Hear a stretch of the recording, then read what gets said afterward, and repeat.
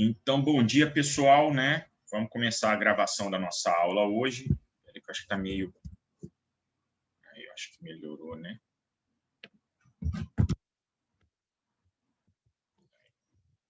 Vamos começar a nossa aula de hoje, dando prosseguimento aos nossos estudos de Direito Individual do Trabalho.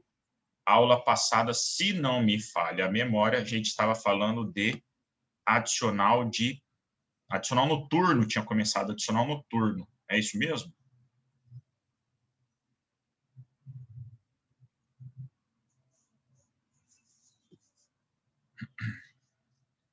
Deixa eu correr nossa apostila aqui. Opa.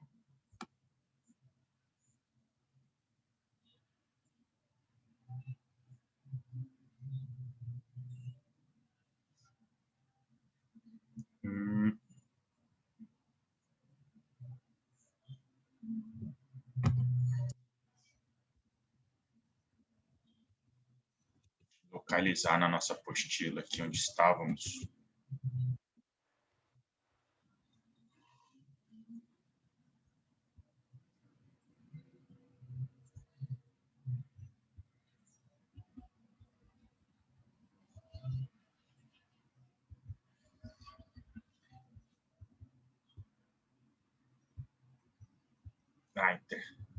Então, vamos lá, gente. Intervalo, a gente falou.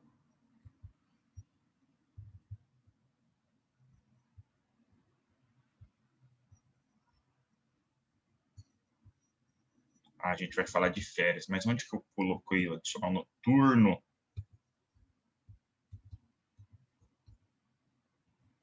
Aqui, ó, adicional noturno. Achamos. Então, gente, só recapitulando aí a última aula. Professor, o que a gente estava tratando? A gente estudou o capítulo de jornada do trabalho, vimos as regras de jornada, falamos das exceções, falamos de alguns direitos relacionados, como horas extras, acordo de compensação, acordo de prorrogação. Normalmente, aí é possível exercer 2 horas diárias extras, ou seja, 2 horas a mais, e tem que ter a remuneração mínima de mais 50%. Vimos os intervalos que são divididos, via de regra, em 2, intervalo interjornada e intervalo intrajornada. Intervalo interjornada, aquele entre o término de uma jornada e o início da outra, num período fixo de 11 horas. Isso é a regra geral. Existem algumas classes que têm uma jornada interjornada diferenciada. Vimos ainda intervalo intrajornada, que são intervalos para repouso e descanso dentro da jornada. Normalmente, o intervalo ele não é contado para a jornada. E ele tem que ser de, no mínimo, 6 horas, aliás, desculpa, de mínimo 1 hora para quem tem jornada superior a 6, né, de 6 a 8 horas, pelo menos 1 hora. Pode ser demais? Pode ser. Normalmente, fixa-se, né, jornada padrão de 8 horas, ou acima de 6 horas, a gente fixa uma jornada, normalmente, entre 1 e, o intervalo intra-jornada é entre 1 e 2 horas. Existe ainda o quê? Um intervalo menor para aquelas jornadas superiores a 4 até 6 horas, aí vai ser um intervalo de 15 minutos, e até 4 horas não há intervalo nenhum para quem tem uma jornada diária de 4 horas. Isso é regra geral, tratamos de questões específicas, jornada de advogado, jornada de bancário, né, que a gente não vai voltar agora porque não dá tempo, e a gente começou a falar de adicional noturno. Professor, adicional noturno, o que é o adicional? Opa, não tô dividindo o material. Aí, agora sim. Professor, o que é o adicional noturno? Adicional noturno nada mais é, gente, que um valor a mais pago para aqueles trabalhadores que trabalhem em uma jornada que é considerada noturno para a lei. Por quê? Porque antigamente tinha uma discussão, bem antigamente, tá, gente? Há muito tempo atrás, existia uma discussão aí referente ao que seria trabalho noturno, qual seria o horário que seria considerado noturno, alguns defendendo aí, né, a jornada natural, que seria aquela que deveria ser considerada noturna a partir do momento que não há mais sol no horizonte. Essa foi a primeira teoria. No entanto, houve a fixação por lei, uma ficção jurídica, que existe trabalho noturno para quem trabalha a partir das 22 horas. Normalmente, uma jornada de 22 às 5, certo? Então, essa é a jornada padrão noturna. Então, não vigora aquela regra né, naturalista, ou seja, com base no ambiente, ou seja, com base no pôr do sol, mas sim aquela definida por lei, que determinou aí que, na verdade, é trabalho noturno a partir das 22 horas. Segundo o legislador da época, ele disse por quê? Porque, normalmente, até as 22 horas, o ser humano ainda está ativo. A maioria das pessoas começa, né, a reduzir a diminuir aí o seu ritmo a partir das 22 horas, que seria o período de descanso. Por isso que foi fixado, segundo o legislador da época, esse foi o argumento dele para fazer para considerar a partir das 22 horas. Ah, legal, professor. Ponto importante, gente. Eu estou falando isso aqui, esse padrão que eu falo é dos empregados urbanos. E, via de regra, além dessa regra do trabalho ser considerado como noturno de 22 às 5, ele existe ainda duas outras condições.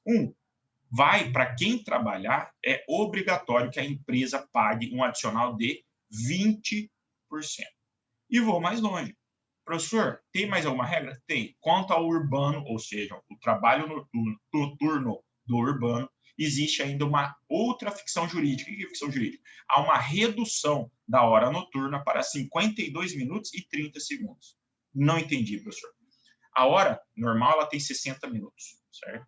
No entanto, para efeito de trabalho noturno, considera-se hora até 52 minutos e 30 segundos. Deu 52 minutos e 30 segundos, para o trabalhador que tem a hora noturna, já começa a contar uma nova hora. Ou seja, ele tem aí um ganho de 7 minutos e 30 segundos.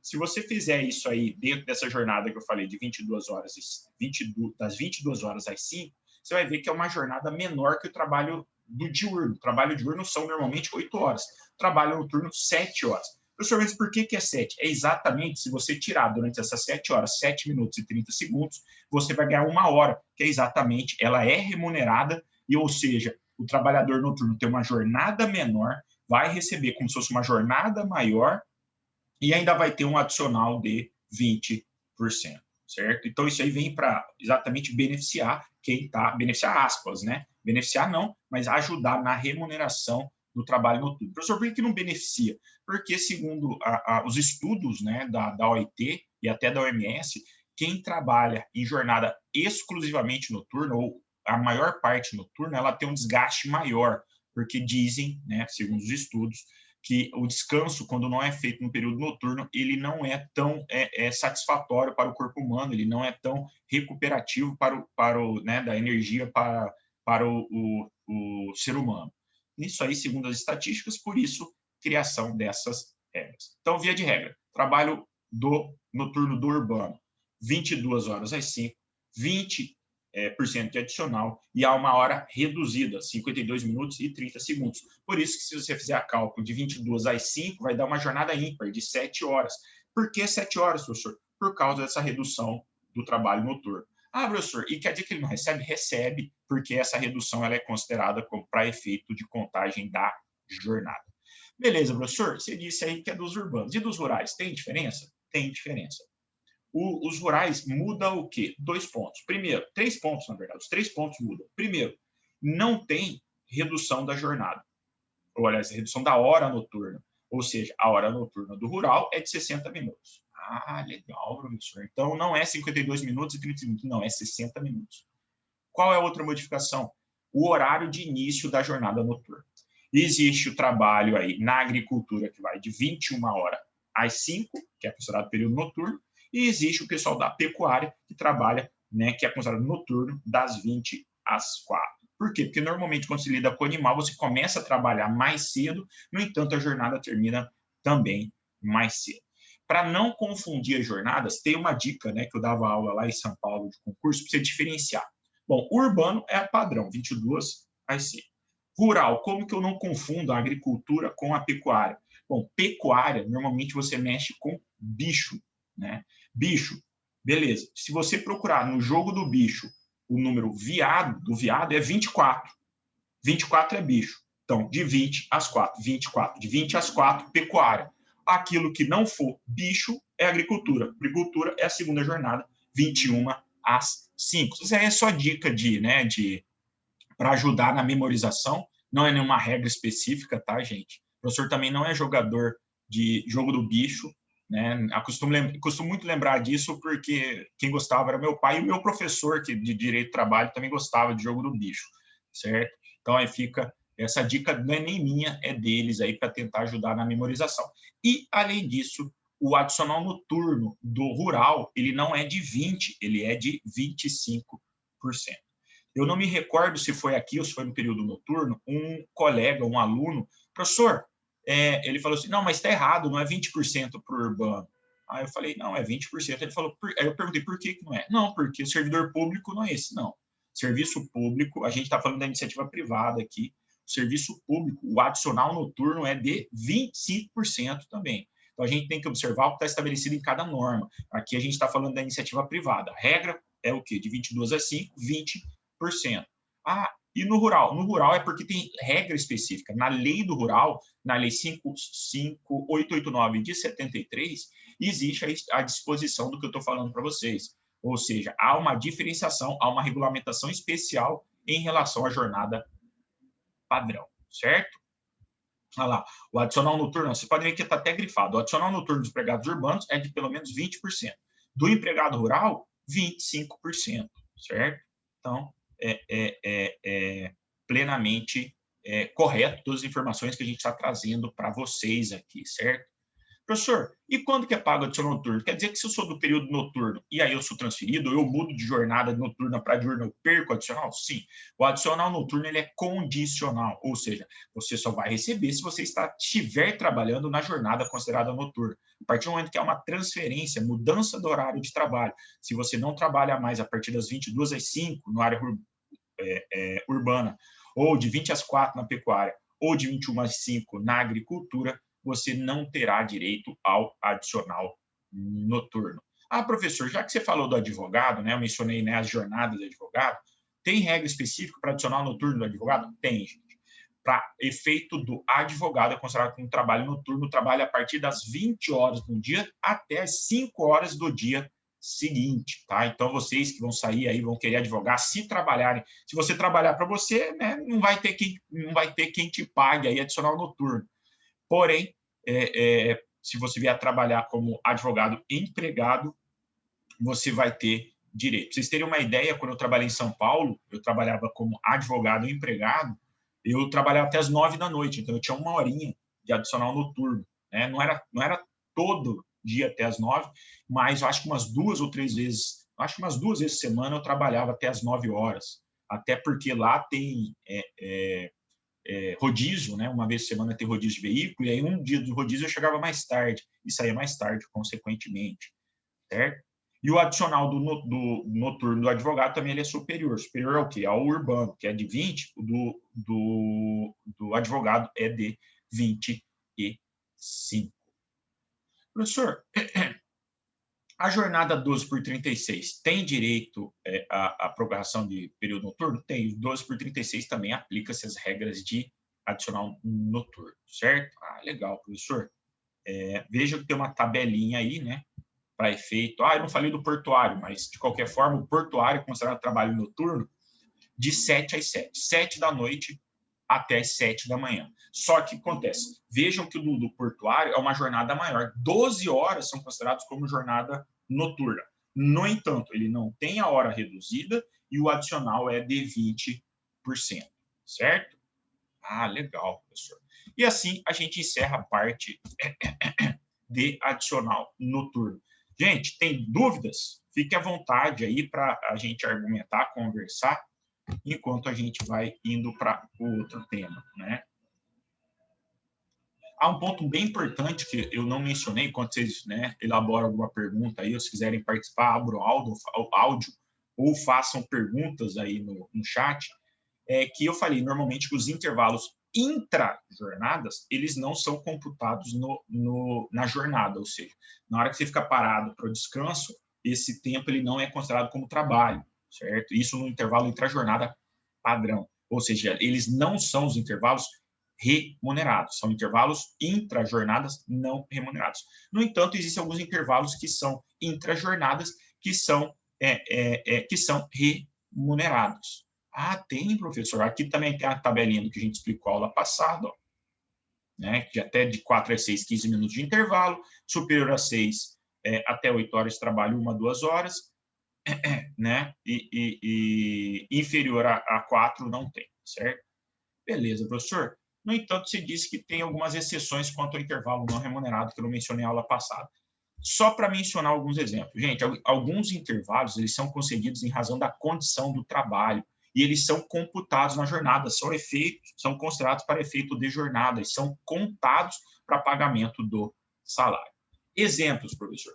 Todo mundo que trabalha, por exemplo, com datilografia, mecanografia, eles normalmente, aquelas pessoas que passam o dia inteiro digitando, há um desgaste muito grande e existe a possibilidade também grande, né, se for esse o trabalho exclusivo, de haver o que se chama de LER e DORT, lesões por esforços repetitivos, ou DORT, doença ocasionada em razão de repetição no trabalho, certo?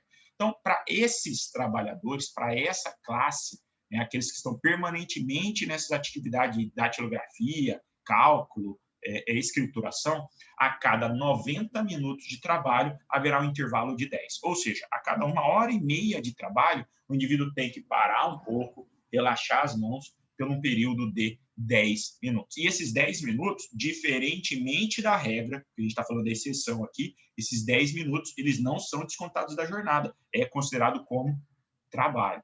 Outro exemplo, pessoal que trabalha em frigoríficos, não em qualquer função, mas naquela função onde há entrada e saída de lugar quente para frio, frio para quente, ou seja, há o quê? Há uma mudança brusca na temperatura do ambiente, então ele fica, né, no serviço aí no interior de câmaras frias, isso no Brasil, logicamente, né?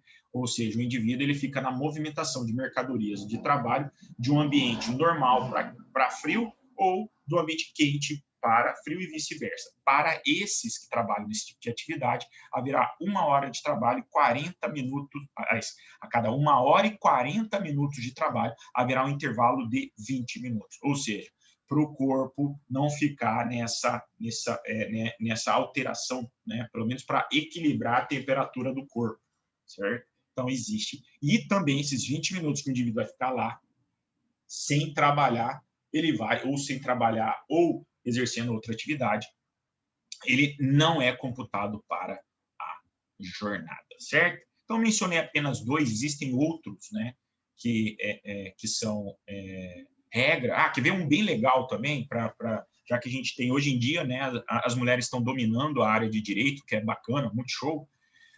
As mulheres que estiverem no período de amamentação, né, ou seja, até o 6º mês, né, aquelas mulheres que já voltaram ao trabalho, porque são só 120 dias de licença maternidade, né, e voltarem durante os 6 meses, né, que são concedidos pela lei para amamentação, onde ela pode amamentar o filho, né, caso seja possível levar ele para o trabalho, logicamente, ela vai ter durante a jornada 2 descansos de meia hora por dia. Então, ela tem 30 minutos para amamentar, isso aí não é descontado da jornada, é considerado como efetivo trabalho. Então, isso também é um intervalo especial, é um intervalo onde não há desconto do salário, ou seja, é um intervalo remunerado. Então, só para matar, né, o exemplo que a gente está mencionando, então, no período de 6 meses, a cada meia hora, a trabalhadora gestante, caso seja possível, logicamente, né, a empresa ter a creche, você leve a criança até o seu trabalho, ela tem um lugar para ficar aí enquanto a mulher trabalha,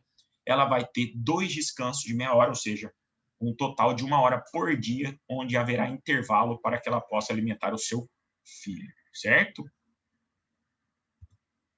Aí o resto a gente já mencionou, né, intervalo interjornada, que é um intervalo aí de 11 horas entre uma jornada e outra.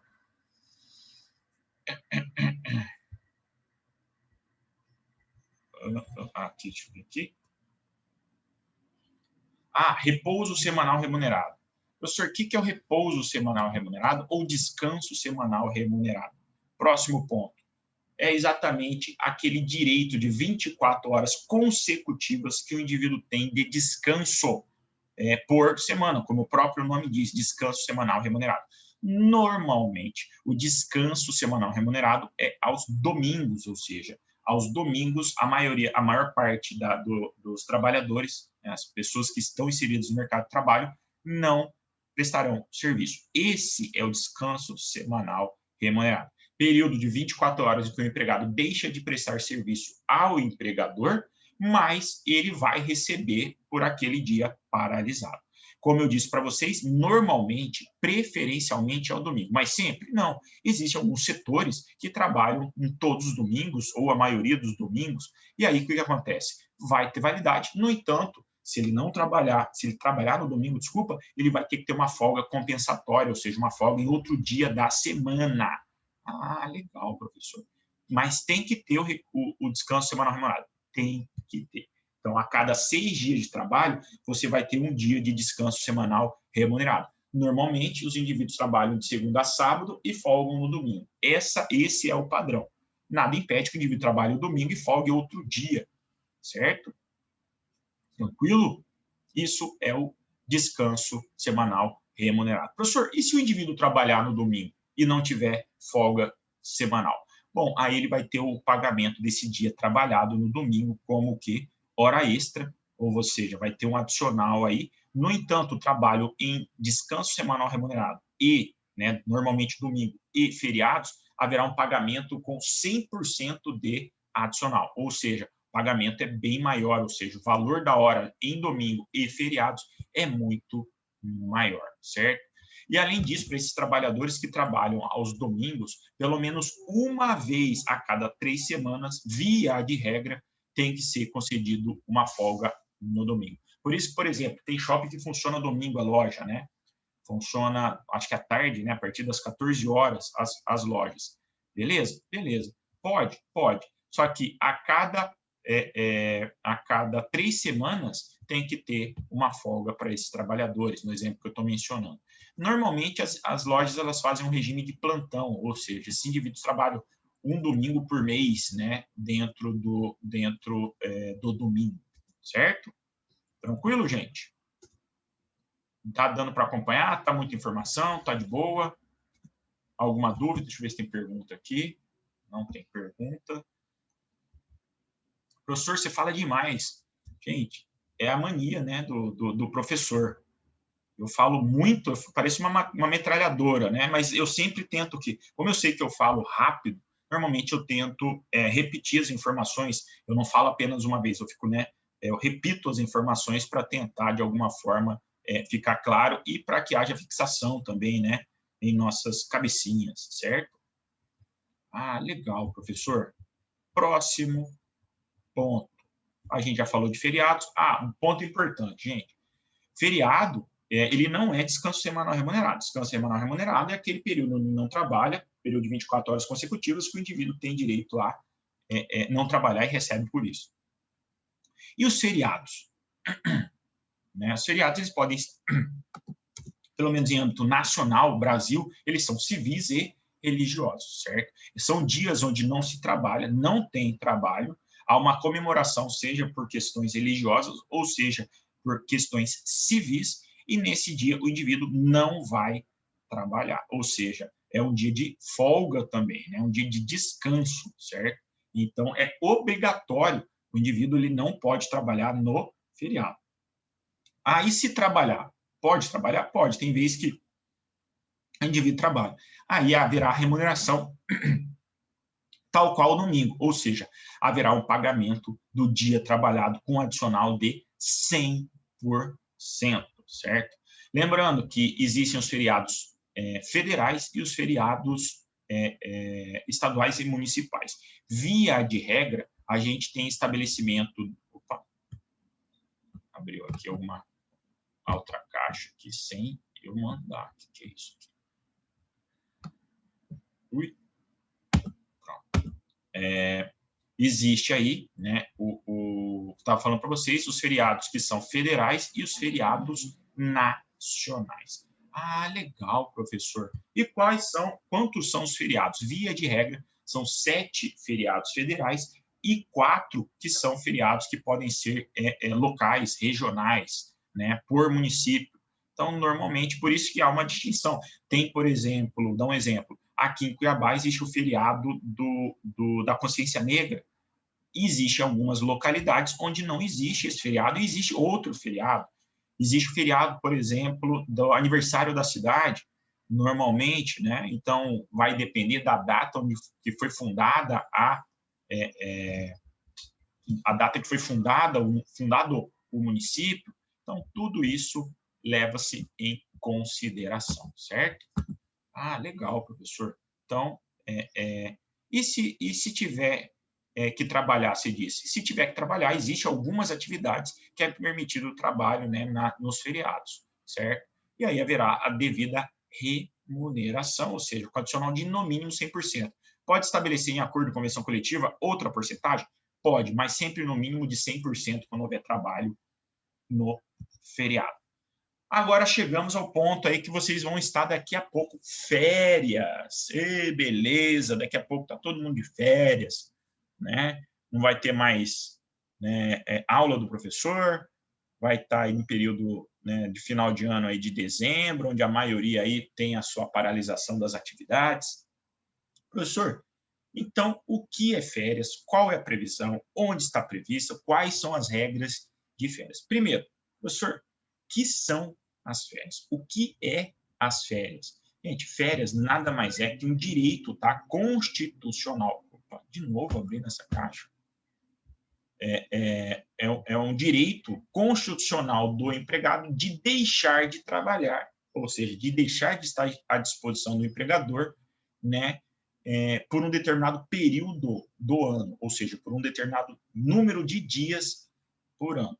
O objetivo das férias é exatamente a recuperação da energia, ou seja, do vigor laboral, ou seja, a gente, né, recuperar, porque muitas vezes a atividade ela é desgastante e esse objetivo, e a férias tem por objetivo, então, exatamente a recuperação da capacidade laboral, da energia do trabalhador e, logicamente, consequentemente, a preservação da saúde e a integridade física do empregado. Porque descansado, existe também um estudo, né, um estudo bem amplo, isso, de âmbito internacional e globalmente aceito, de que quanto mais cansado tiver o trabalhador, mais suscetível a acidente do trabalho ele está. Quanto mais exaustivo o trabalho e maior a jornada, maior são os riscos de acidente do trabalho.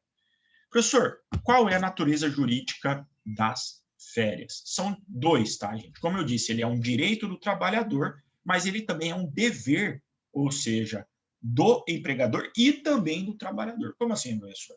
Porque, via de regra, se as férias são para descansar, não pode trabalhar. Então, é um dever da empresa, que a empresa vai ter que remunerar, vai ter que conceder as férias e remunerar, e também é um dever do trabalhador, porque ele, e via de regra, ele não pode, né, trabalhar para outro empregador. Ou seja, porque aí você não atinge a finalidade de fazer a recuperação das energias laborais desse trabalhador, certo? Então, e como eu disse, é um dever do empregador de efetuar o pagamento, certo?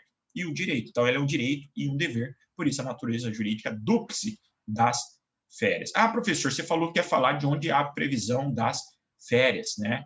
É a Constituição Federal, no artigo 7º, inciso 17, que estabelece lá que as férias serão concedidas, e lá que se estipula o que se chama de terço constitucional. Como assim? Na hora que a gente for falar de remuneração de férias, existe uma obrigação que, além do valor pago das férias, o valor que o indivíduo recebe na prática, tem que ter um acréscimo de 1/3. Ou seja, é a regra do terço constitucional, ou seja, é um valor a mais para que o indivíduo usufrua das suas férias, ou seja, com um pouquinho mais de dinheiro, ou seja, eleva o patamar de recebimento. Já mencionamos o princípio da renunciabilidade, as férias não são renunciadas, não pode, portanto, mesmo que o empregado queira, substituir o período integral de trabalho por dinheiro. Então, tipo assim, pessoal tem muito no mercado, fala, comprou minhas férias, o indivíduo paga, ele vai trabalhar e ele dá mais algum valor, e aí o indivíduo não sai de férias. Isso é possível? Não é possível. Não é possível de maneira integral. Ou seja, não pode o empregador substituir o período de descanso por pagamento de dinheiro. Na verdade, o que pode haver é o que se chama de abono de férias. Ou seja, você paga exatamente, você converte uma parte das férias em trabalho, entre aspas. Você vende as férias, mas há o limite. O limite também é de 1/3. Ou seja, se a gente tem, via de regra, 30 dias de férias, você pode, entre aspas, vender, porque não é o termo técnico correto, mas você pode, né, abonar pecuniariamente, ou seja, você pode trocar o 10 dias de férias, ou seja, 1/3 das férias, pelo recebimento. Isso é a regra. O empregado tem direito a exigir disso? Não, isso aí é pactuado entre empregado e empregador. Portanto, 2/3 das férias devem ser concedidos. Então, via de regra, tem que ser concedido pelo menos 20 dias de trabalho, certo? Legal, professor. Então, tem aí o que se chama de abono de férias, o abono pecuniário de férias, que pode converter, então, 1/3 das férias, né, a que tiver direito em pecúnia, em dinheiro, certo? Em remuneração. Professor, as férias, que elas se dividem em quê? As férias, elas podem ser de natureza individual ou coletiva, tá, gente? Existem férias individuais, onde você chama um único empregado e comunica que ele será afastado, né, das suas atividades. E aí, exatamente, para cumprir férias, para o descanso. E existem as férias coletivas, quando a empresa concede para um grupo de trabalhadores ou para toda a empresa. E aí, normalmente, acontece lá no período de férias, né? No período de dezembro, normalmente do dia 20 de dezembro até o dia 10 de janeiro, até dia 5 de janeiro, é comum que algumas empresas concedam férias coletivas, ou seja, a um grupo ou a todos os trabalhadores. Aquisição do direito. Quando que a gente tem direito às férias? As férias, elas adquire-se as férias. Gente, está passando um carro de som aqui de político, não sei se vocês estão escutando, se estiver atrapalhando, vocês me avisam. Mas eu estava falando do quê? A aquisição das férias. Meu Deus do céu.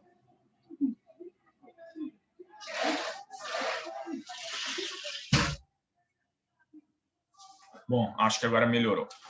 Voltando. Professor, quando se adquire o direito de férias? A aquisição do direito de férias, ele decorre a partir do momento que você inicia a trabalhar e depois de 12 meses de trabalho. A partir daí, você adquire a aquisição do direito de férias, ou seja, corresponde a 12 meses de serviço. Completou os 12 meses, você vai ter direito a seu direito de período de férias. Onde tem previsão na CLT? As férias estarão previstas a partir do artigo 130 da CLT, certo? Legal. Outro ponto importante, mesmo que você esteja de férias, as férias, elas são consideradas para tempo de serviço, ou seja, é como se você estivesse normal, ou seja, vai contribuir para a Previdência Social, vai contribuir para efeito de trabalho. Portanto, as férias, a gente vai estudar mais à frente, que eles são período de interrupção, ou seja, período onde não há trabalho, mas há remuneração e há contagem de tempo de serviço, certo? Professor, e quando que perde o direito às férias? Normalmente, em duas situações, via de regra. Primeiro, quando você for dispensado da empresa e não for readmitido no período de 160 dias. Como assim perde? Não é que você perde, o que você já adquiriu são seus, mas você vai deixar de adquirir novas férias. E existe também, para quem tiver em gozo de licença remunerada, quem tiver uma licença e estiver recebendo, ele também perde o direito às férias. Duração das férias. Via de regra, 30 dias corridos, né? A gente já mencionou que a regra das férias são 30 dias. No entanto, haverá diminuição das férias de acordo com as faltas do trabalhador. Na verdade, não há compensação de 1 para 1. Então, por exemplo, eu faltei um dia esse semestre na faculdade, deixei de dar aula. Aí eles vão lá e descontam um dia de férias? Não, não é dessa forma. Existe uma tabela, está esculpida na CLT também, no artigo 130, no seu parágrafo, ele fala o quê? Se tiver até 5 faltas, 30 dias de férias. Isso é o normal. Regra, se for de 6 a 14 faltas, a gente terá 24 dias. De 15 a 23 faltas, você terá 18 dias de férias. E de 24 a 32 faltas, você terá 12 dias de férias. Só vai perder o direito às férias, então, quem tiver mais de 32 faltas no ano, ou seja, 33. Só que, gente, se você faltar 33 vezes, você vai ser dispensado antes de ter sido concedido as suas férias, né? Porque na iniciativa privada, a falta ela não é bem vista. Tem uma pergunta aqui. Deixa eu abrir a pergunta. Oi, Yasmin. Tem sim. A gente vai falar sobre o fracionamento das férias. Então, existe a possibilidade, apesar de não poder vender, né, ter o abono de férias de todo o período, ou seja, apenas 10 dias, e quanto ao fracionamento, tem uma novidade trazida aí quanto ao fracionamento, certo? Ah, legal, professor. O que fala do fracionamento? As férias, elas têm que ser, pelo menos as regras gerais, tem algumas classes que têm regras específicas. Tem que ser concedida pelo menos um período de 10 dias de férias corridos, e poderá depois haver o fracionamento, desde concedido 10 dias de férias corridos, em períodos não superiores, não, aliás, não inferiores a 5. Como assim, professor? Pode haver um fracionamento? Pode. Então, digamos aí, a Yasmin perguntou, posso ter férias divididas em 15, 15? Pode. Posso vender 10 dias das minhas férias e fracionar em mais 2 períodos de 10? Pode. Por quê? 10 dias você pode vender, converteu em dinheiro. Outros 10 dias você vai ter de férias e outros 10 dias de férias você fraciona. Pode ter 10 dias em dezembro e 10 em julho? Pode. Esse fracionamento, ele é legal, certo? Tranquilo? Ficou claro, Yasmin? Então, é possível sim, certo? Ah, ponto importante, gente. As férias, 2 pontos importantes quanto às férias, né? Eu preciso mencionar para vocês. Deixa eu abrir de novo aqui que ficou escuro. Voltamos. Voltando, eu falei que tem 2 pontos importantes. Existe o que se chama período aquisitivo, aquisição do direito, e existe período concessivo, período para a concessão das férias. Ah, legal, professor. Primeiro, aquisitivo, nós já estudamos, é o período de 12 meses de trabalho para se adquirir o direito às férias. Trabalhei 12 meses, eu vou ter direito aos 30 dias de férias. Então, a partir daí, eu adquiri o direito. E a partir do momento que eu adquiro o direito, o empregador tem mais 12 meses para concessão das férias. Esse é o período denominado de período concessivo. Então, normalmente, como é que se calcula? Minhas férias, eu tenho férias, né? As férias são normalmente assim, fracionadas, né? Por ano, né? De um ano para o outro, ou seja, minhas férias 2019 e 2020, ela tem que ser concedida até o final de 2021.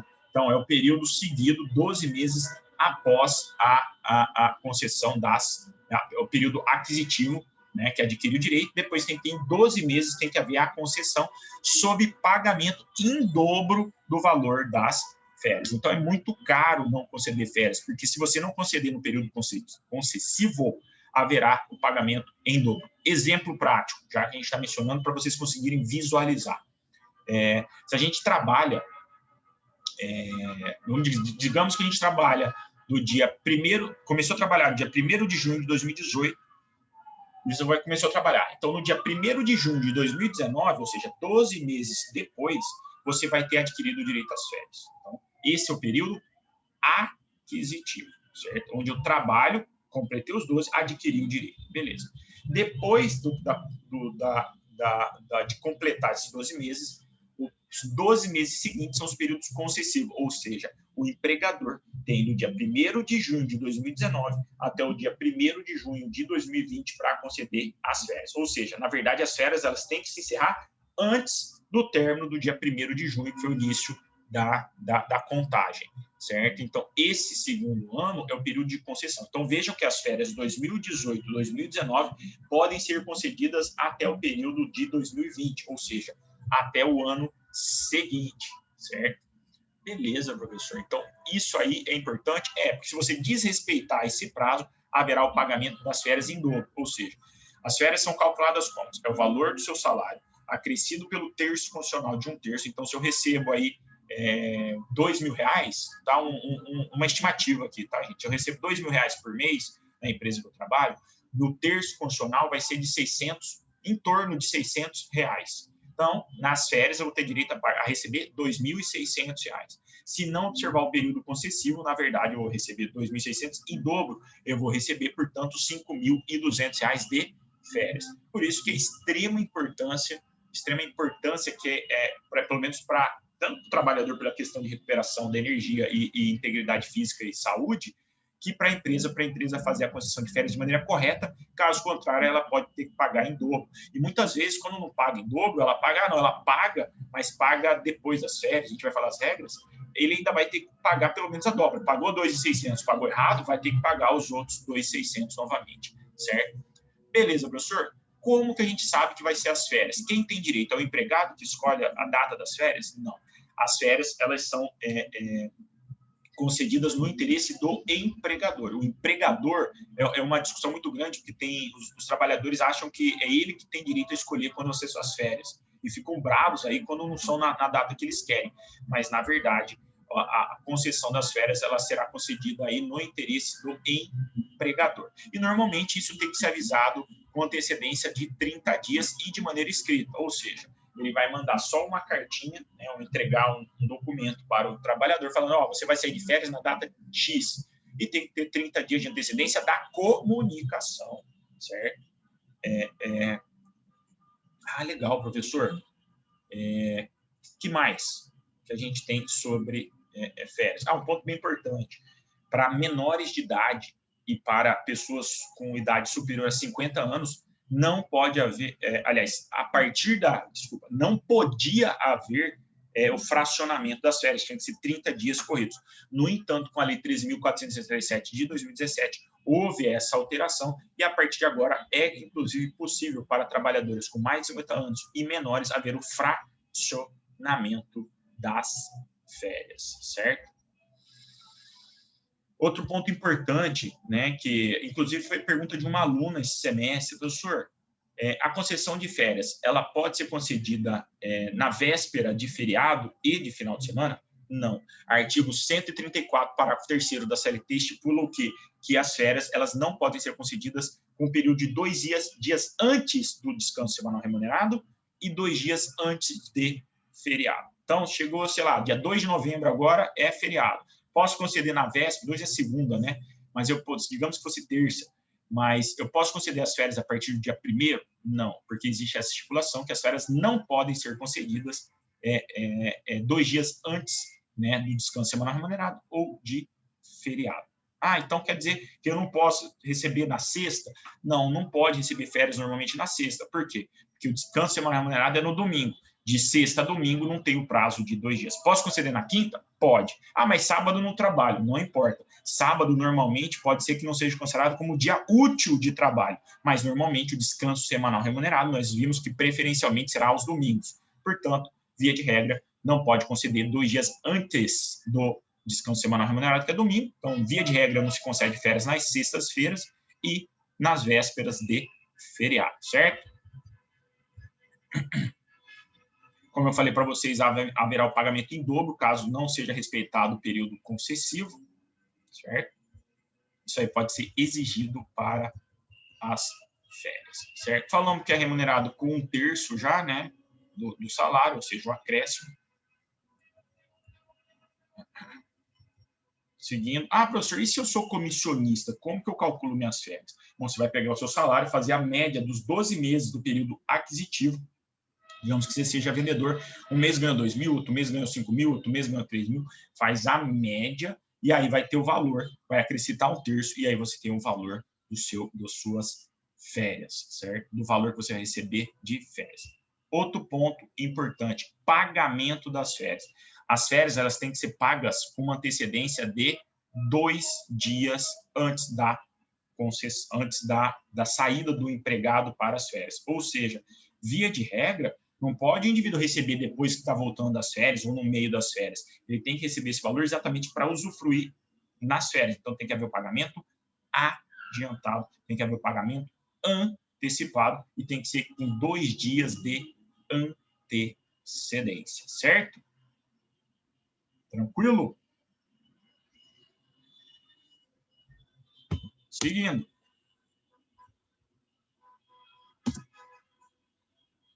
Gente, tá claro aí? Tudo beleza?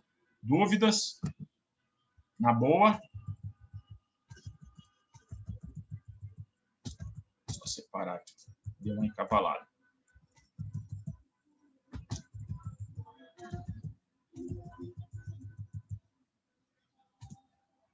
Seguindo, gente. A gente já falou do período concessivo, tem que conceder, né? Ah, professor, e se o indivíduo é desligado da empresa? Aí a gente tem que classificar o quê? Ah, tem que pagar as férias? Tem. Aí depende. Porque podem ter férias proporcionais, férias vencidas e férias dobradas, né? Férias simples e férias dobradas. O que é férias vencidas? É quando você já adquiriu o direito, certo? Ah, beleza. E quando que é férias simples? Quando você tem o período integral do período aquisitivo e ainda está dentro do período concessivo. Então, a empresa vai ter que pagar esse período de férias simples, certo? Só que de maneira indenizada.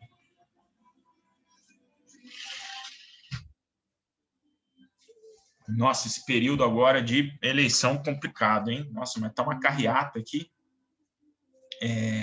E as férias indenizadas é aquela que o indivíduo vai receber porque não está mais trabalhando, mas aí tem que verificar. Ele está no período aquisitivo? Férias simples. Já adquiriu? Férias simples. Não adquiriu o período de 2 meses? Férias proporcionais. Então, existem 3 pagamentos de férias. Proporcional, simples e a dobrada. Sendo que essas 2 últimas elas podem ser indenizadas se esse indivíduo não estiver mais trabalhando. Então, um exemplo. Nós mencionamos lá que fizemos aí um caso aí fictício de que eu trabalhei numa empresa dia 1º, comecei a trabalhar dia 1º de junho. Fui dispensado agora em novembro, 1º de novembro. Então, eu tenho, né, do período de trabalho desse ano de 2020, eu tenho trabalhado para as férias de 2020 e 2021, trabalhados eu tenho junho, julho, agosto, setembro, outubro e novembro. Aliás, falei que vai sair em novembro, então 5, na verdade, 5 meses.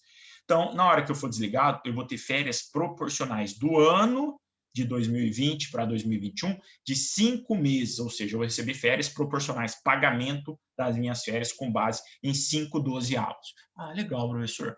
E para aquelas férias anteriores? Bom, se for férias de 2019, 2020, que é do dia 1º de junho de 2019 a 1º de junho de 2020, se eu não tiver recebido, eu já tenho direito adquirido. Então, serão férias vencidas e eles terão que pagar as férias integrais porque eles ainda não me concederam. E existe a possibilidade, se for as férias de 2018 a 2019, de serem férias dobradas. Por quê? Porque se eles não me pagaram, não concederam as férias lá no período até 2020, eles vão ter que pagar dobrado porque passou o período concessivo. Então, pode ser que numa reclamação trabalhista você tenha direito a férias proporcionais, férias simples e férias dobradas, né? Férias vencidas simples e dobradas.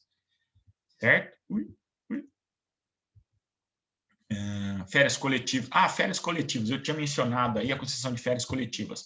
Existe aí só uma coisa que eu queria mencionar para vocês, e tem que ter 2 períodos anuais. Pode ter férias coletivas? Pode, mas esses períodos não podem ser inferiores a 10 dias, nenhum deles. Eu vou conceder férias coletivas, sou dono de uma empresa, posso conceder férias coletivas?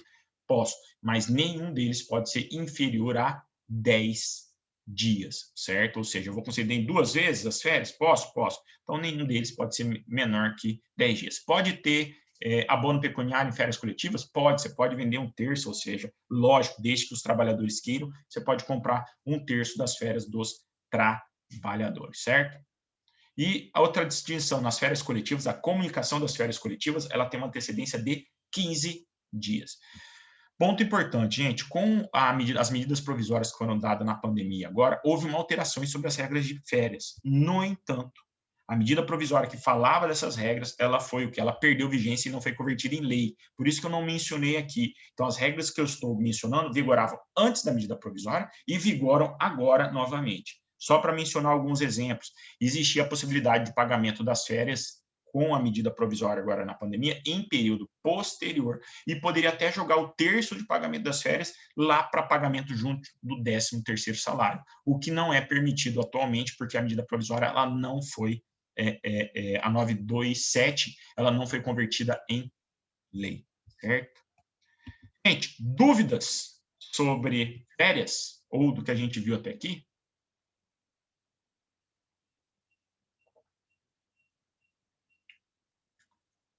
Muita informação, pouca informação, tá de boa?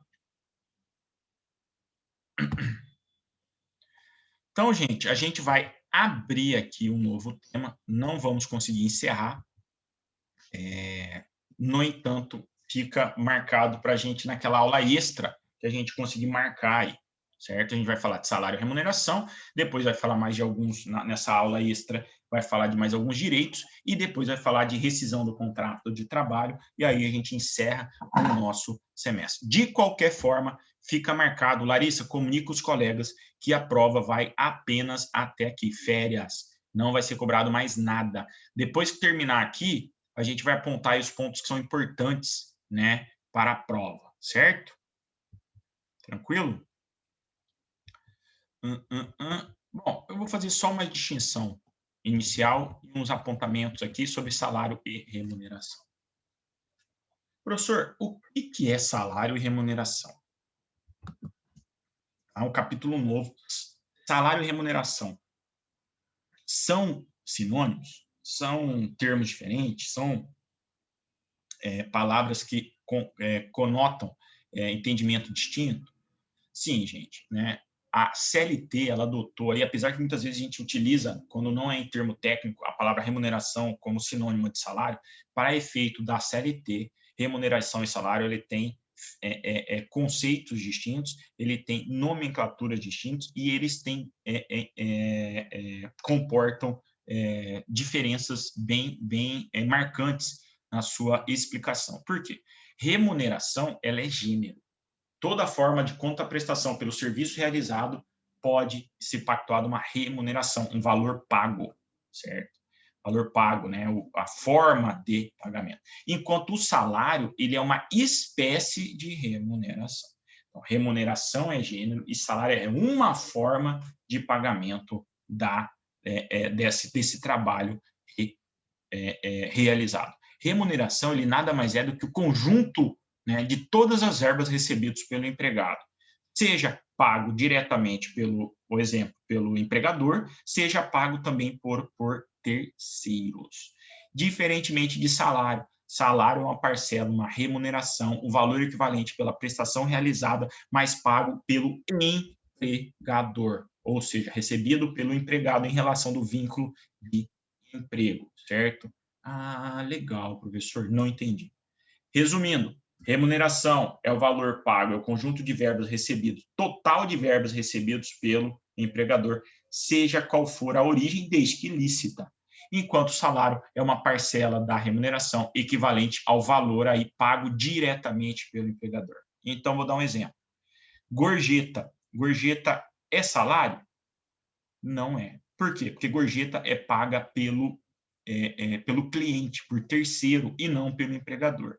Mas ele é remuneração? É, porque ele é levado em consideração para pagamento da remuneração, por exemplo, de um garçom, né, ou dos garçons. Então, a remuneração, ela nada mais é do que o salário mais gorjeta, salário mais verbas pagas por terceiros. Enquanto a remuneração é nada mais que a verba paga diretamente pelo empregador. Então, aquele salário, por exemplo, eu sou professor, recebo da empresa. Isso aí é salário. Ah, posso falar que é remuneração? Pode, porque é uma forma de recebimento. Só que eu não recebo gorjeta. Então, tecnicamente, eu recebo salário. Enquanto aqueles que recebem valores de terceiro receberão, em tese, remuneração. Certo? Até aponta aqui, ó. A gente vai falar da gorjeta, né? Eu vou falar rapidamente da gorjeta e da obrigação de pagamento, certo? Primeiro, regra sobre o pagamento do... Primeiro fala da gorjeta. Gorjeta. Professor, o que é gorjeta? Nada mais é do que a importância livremente dada pelo cliente ao trabalhador. É obrigatória? Não é obrigatória. Apesar de a gente ter usos e costumes, né, no fornecimento de gorjeta, principalmente na área, por exemplo, de restaurantes, bares, né, e alguns outros setores, ele não é obrigatório. Ah, tem que pagar a conta? Tem, mas eu sou obrigado a pagar a gorjeta? Não, mas a gente, por costume, né, por se prática recorrente aí no âmbito, pago a gorjeta. A gorjeta, ela tem duas modalidades, gorjeta própria e gorjeta imprópria. Gorjeta própria. A gorjeta própria é aquela exatamente dada espontaneamente pelo cliente. Ah, gostei desse cara aqui do serviço, sei lá, um carregador de mala ou no hotel, vou dar vintão para ele. Cinquentão. Pode? Pode. Isso é gorjeta própria, eu dei porque eu quis. E existe a gorjeta imprópria, que são aquelas exatamente decorrentes de usos e costumes onde já vem embutido na conta. vem lá na conta do seu restaurante 10%. Isso é gorjeta imprópria, ela é cobrada do cliente numa nota, né, na nota de serviço, certo? Ah, legal, professor. Para encerrar, gente, e depois a gente fala um pouquinho da prova. O salário. O salário ele tem que ser pago até o 5º dia útil. Atenção, 5º dia útil não é o 5º dia do mês, é 5º dia útil. Não pode ser recebido em moeda, pelo menos o pagamento em âmbito nacional, ele não pode ser pago em moeda estrangeira. E é garantido o pagamento de pelo menos 30% em dinheiro. Como assim, professor? Existe, que a gente vai estudar mais para frente, o que se chama salário utilidade, ou salário in natura, que é o pagamento do salário com o que prestações ou não ou situações que não sejam pecúnia, não sejam dinheiro, por exemplo. A empresa pode me pagar R$5.000, mas eles me dão moradia por R$1.000, me dão alimentação por R$1.000. Ou seja, a prestação de outra forma, ela é possível? É. No entanto, pelo menos 30% do salário mínimo tem que ser concedido em pecúnia, em dinheiro. Certo, gente? Então, paramos por aí. Marquem aí para a gente. Vamos dar uma olhada aqui nos pontos importantes, né, para a prova. Ah, o Yasmin perguntou aqui. Ah, beleza, Yasmin. Você perguntou. A Larissa perguntou. Professor, eu não vi as perguntas de vocês. Vamos responder agora. Funcionário pode vender o mês todo de férias? Não, Larissa. Isso aí entra naquela regra de abono pecuniário que a gente mencionou. O funcionário ele pode vender no máximo 1/3 de férias, ou seja, 10 dias. Aí, se vender mais, está irregular, a empresa que tiver comprado é capaz de ser obrigada a pagar novamente, ou seja, vai pagar, só que agora dobrado, porque desrespeitou a regra estabelecida na CLT, lá no artigo 130 da CLT. Certo? A Yasmin me perguntou, professor, pode repetir, travou no meu PC o cálculo de férias. Como que é o cálculo de férias? Como eu disse para vocês, a cada mês de trabalho, você adquire 1/12 de férias. Então, se eu trabalho aí, sou dispensado no ano de 2020, certo? E eu iniciei meus trabalhos em junho, então o marco inicial para a contagem de férias é junho. Se eu comecei lá em junho de 2018 e sou dispensado agora em junho de 2020, quando chegou em junho de 2020, eu já tenho dois períodos vencidos de férias, ou seja, de 2018 para 2019 e de 2019 para 2020. Só que já se iniciou um novo período de contagem de férias, que é o período de 2020 para 2021. De 2020 para 2021, eu trabalhei apenas 5 meses. Eu falei que eu trabalhei de junho a novembro. Então, 5 meses. Então, eu vou ter direito ao pagamento de 5/12 das férias de 2020 e 2021. Isso, logicamente, se eu for dispensado. No entanto, para os anos anteriores, eu vou ter direito a receber uma férias simples, ou seja, do período integral de 12 meses, né, do período de 2019 para 2020, e já que eu estou dentro do período consecutivo, porque já que eu adquiri do dia 1º de junho de 2019 para 1º de junho de 2020, eu adquiri o direito às férias desse ano. E eu tenho um período concessivo. A empresa tem o quê? Mais um ano para conceder. Então, ela tem de 1º de junho de 2020 até 1º de junho de 2021 para conceder. No entanto, ela me desligou antes. Então, ela não tinha a obrigação de conceder ainda. Mas já que ela me dispensou, ela vai ter que pagar pelas minhas férias, mas ela vai pagar as férias de maneira simples. O valor das minhas férias mais o terço e está encerrado. Agora, se é de férias de 2018 a 2019, eu vou ter o quê? De 1º de junho de 2018 a 1º de junho de 2019, eu tenho o quê? Período aquisitivo. Adquiri o direito de férias de 2018 e 2019. Aí eu tenho 12 meses para conceder período concessivo, então vai ter 12 meses, de 1º de junho de 2019 a 1º de junho de 2020. Quando que eu fui dispensado? Fui dispensado agora 1º de novembro de 2020. Então, já passou também o período concessivo. Então, eu vou ter direito ao recebimento das férias 2018 e 2019 de maneira dobrada, certo? Tranquilo? Ficou claro agora, Yasmin? Certo? Beleza. Gente, então, prova. Pontos importantes para a prova.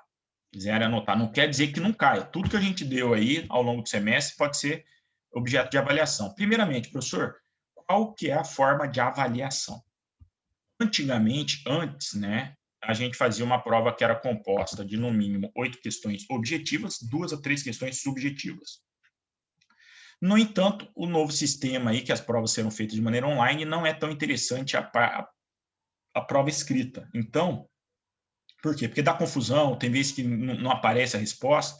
Então, faremos provas de maneira objetiva apenas. Então, a avaliação ela será composta de 10 questões, certo?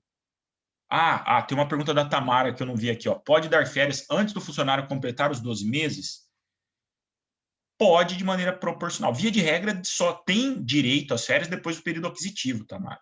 Mas, em situações excepcionais, o empregador ele pode conceder essa férias antecipada, mas isso aí foi regra estabelecida na medida provisória. Via de regra, não há concessão no período não anterior a 12 meses do período aquisitivo, certo? Então, gente, como está falando, 10 questões, no mínimo 10 questões objetivas, certo? Legal. Pode ser mais, gente? Pode ser um pouquinho mais, pode ser um pouquinho menos, mas, via de regra, essa é a regra da prova, ou seja, serão 10 questões objetivas, certo? Outro ponto, professor, quais matérias ou temas são de extrema importância aí para a avaliação da prova? Gente, princípios é importante, princípios de direito do trabalho que nós estudamos, então leiam com carinho lá, né, os 6 princípios, que são os princípios basilares, peculiares, fundamentais de direito do trabalho. E mais? Deixa eu correr aqui o olho na apostila.